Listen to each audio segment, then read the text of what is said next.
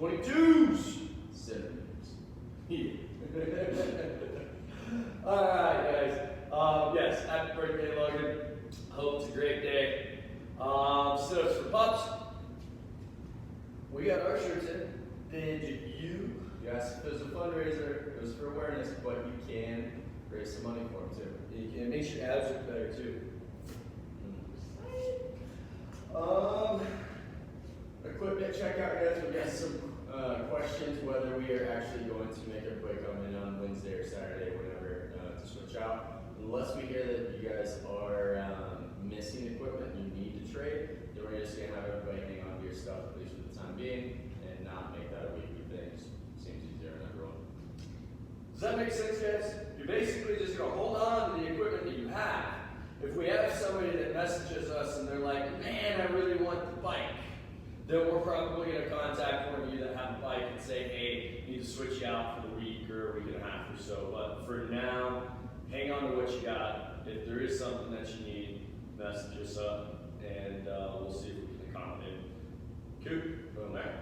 Jumping right into it today, guys, we've got 10-meter single leg jump squat. So instead of counting the number of jumps we do, we're going to set our distance, right, 32 feet, and off on one, land on two, nice and soft, but try to get some distance out of that. More distance means less jumping, but also light like a feather. We don't want those knees and ankles taking impact as we smack the ground. So we'll hit 10 meters, then we're going to go for 5 push press. If you've got dumbbells, and that's what you plan on using for the workout, let's use dumbbells for our push press. That means we just hit our 5 per side, dip drive, choke control. As you come down, I want you to focus on the knees going forward and also out, so that's going to heal, plant you into the ground just a little bit more. And then finally, we'll finish each round with just 5 air squats. Not bad, rotate for 3 rounds. Do remember, work inside your capacity, work with what you have. You can use your backpack, you can use a dumbbell. It can be a single, it can be double, it can be a kettlebell. If you got a barbell, use it, right? Absolutely. Cool. Complex today, the strength today is what we did last week, which we found out was incredibly hard. I loved it so much, I wanted to do it again. But even harder. So the website is going to be updated because it says the same as last week. However, Cody made that change. We're going to 3 handstand push-ups instead of just 2. So you're ready for even more of a suck fest. Keep in mind where you were last week. So Cody and I broke it up after 3 reps. We had to come off the wall. So if you're breaking it up more than that, then you might look to just go for bigger sets, maybe reduce that depending on where you're at.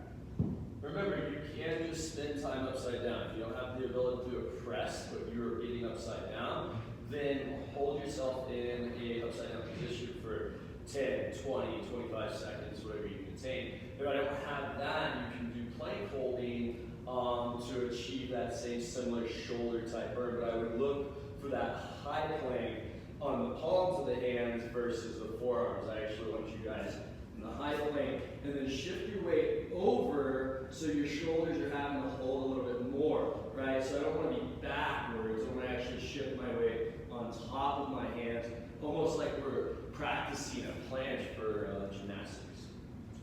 Cool. Yeah. Mobility, you guys smash out those calves. We've run, we've jumped, we've squatted. So use something to smash your pounds.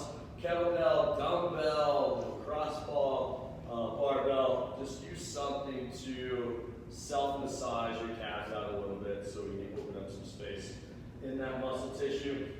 Same thing goes for the shoulders and chest. You can even tag into the lats a little bit. The goal of the idea here is just to free up some space in the overhead position. Now, yesterday there was a lot of kettlebell swings. If your traps are burnt, then spend some time on the traps too, right? There's no real time constraint on how much time you spend doing these things. You just want to make sure that you are doing it in the right area, right? So maybe start with some mobilizing before you even warm up. Open up the tissue, and then go into your warm up, and then into your strength. And if you need a little bit more mobilizing, then do a little bit more.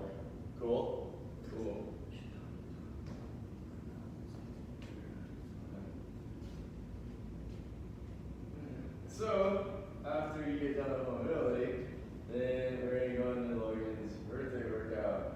And you got 22 box jumps. And then we're going to go into, and so after you ride 22 box jumps, then you're going to do this, what we call Logan.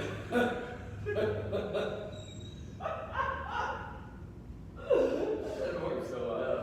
Alright. Let's start over. They have no idea what we're giggling about, like schoolgirls. Alright. Okay, Logan Sawano's birthday party. We talked about how he turns 22 today, so to start your workout is a 22 box jump or step up buy-in. If you don't have a box, you probably have something at home that you can jump on.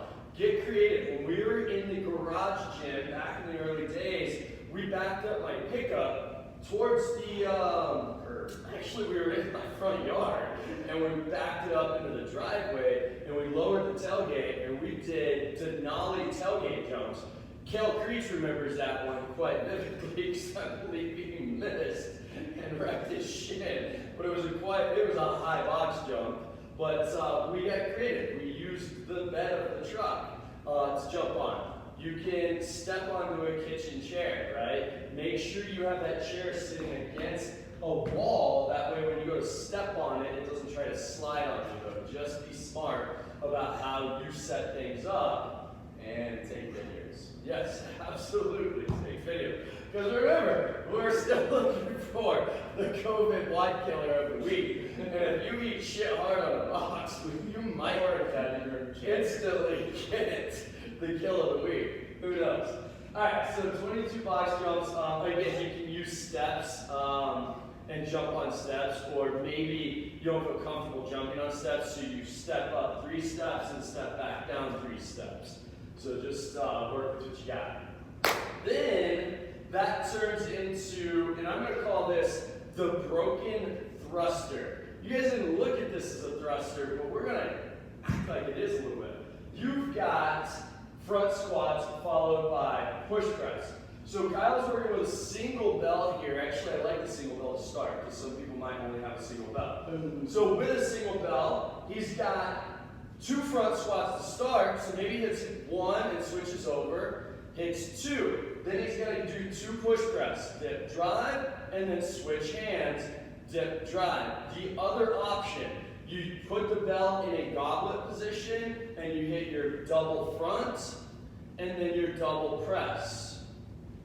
That just continues as we go 2, 4, 6, 8, 10, and then we climb back down the ladder, 8, 6, 4, 2. Now, if you do have 2 kettlebells or 2 dumbbells, we can definitely rock that, right? So Kyle's going to act like this is a dumbbell that he's got. So he's going to do his squats, right? And then his presses.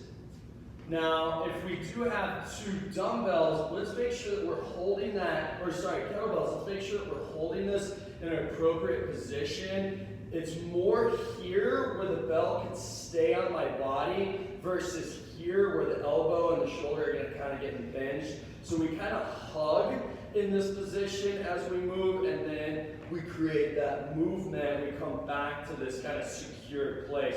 That way the bell doesn't have the ability to ratchet on our shoulder and kind of create a problem. Okay, so just be careful with the kettlebell if that's what you're using. All right, then we cash out with 22 more box jumps. I don't remember that. How many is that? It's what, 50? It's 55 on the 1 to 10, so it should be 55 as well. I think, maybe. I'll do some math. Yeah, anyways, the point is, it's a lot of repetition, but it's going to be at a fast pace, right? Really what's going to slow you down is the box jumps are going to, it's going to turn up the breathing, right? Which then holding on to those bells is going to be a little bit harder to do. Stay braced, stay tight. I don't want to see videos of you guys going down to a front squat and losing position because the bell is in the wrong place.